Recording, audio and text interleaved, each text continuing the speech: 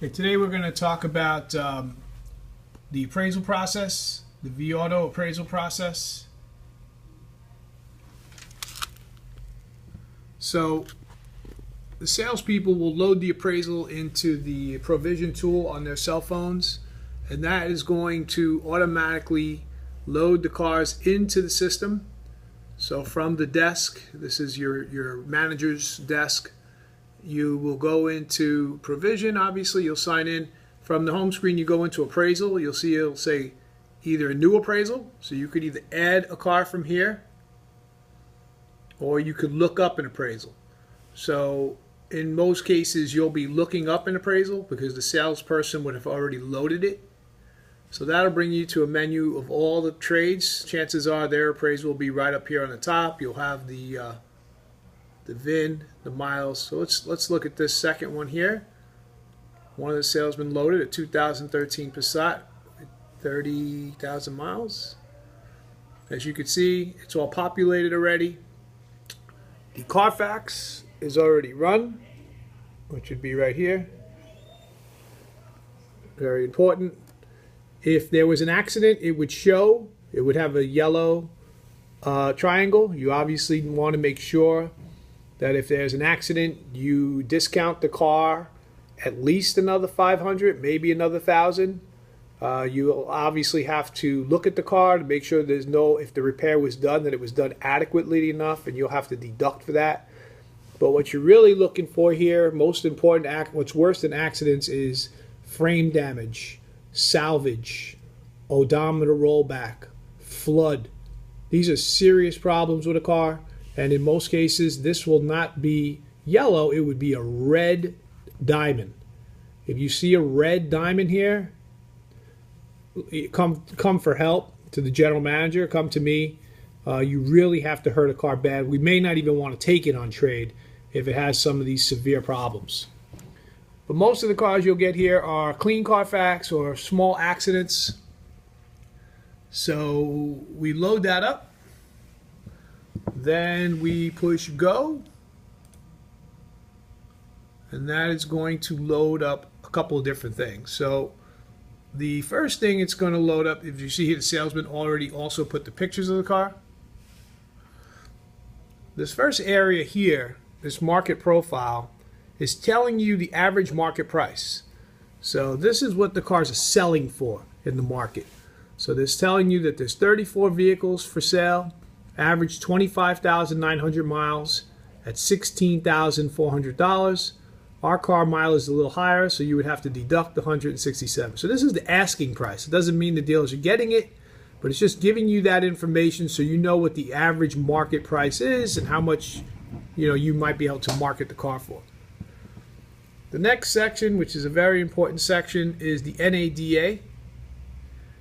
And that is the NADA, and there is the value, 13.1. You want to make sure that you have everything. If the car has navigation, obviously you want to click it. Sunroof. So all the options here become very important as to the trade-in value of NADA. NADA is important because that's what the bank goes on.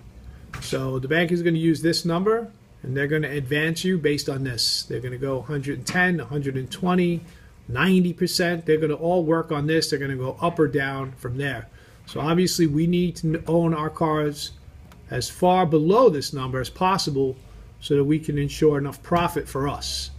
So again, this is what the bank uses. We want to be as far below that as possible. Okay, the next book we use here is we call the Galves book. And that's right below NADA. And ideally, this is what we want to try to get our cars for. Galves. So as you can see, Galves on this car is 11.8. NADA on this car is 13.1. That gives you a little bit of room.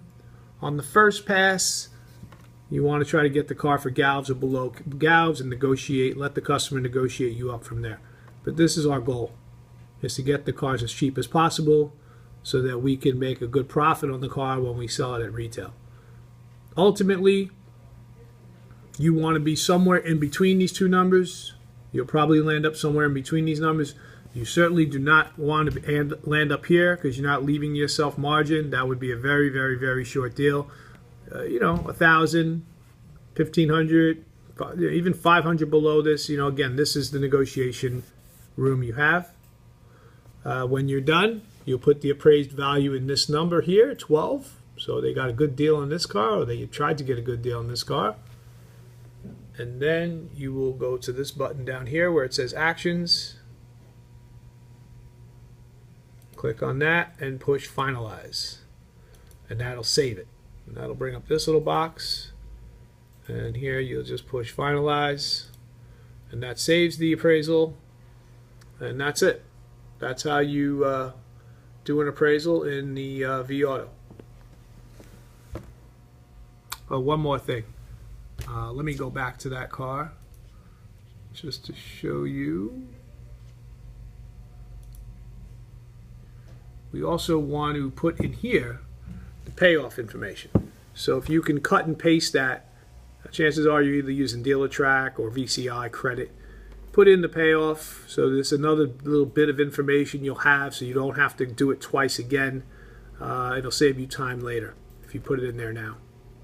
Also, any damage you see should go into this note. So if the car needs a bumper painted, you know, if it's going to be $500 in body work, or windshield's broke, or any kind of conditions that are causing you to decrease the value of the car, you should put the notes, because there are cases where the customers will come back a couple days later and you don't remember. But if you write notes, you'll have a good source to remember everything.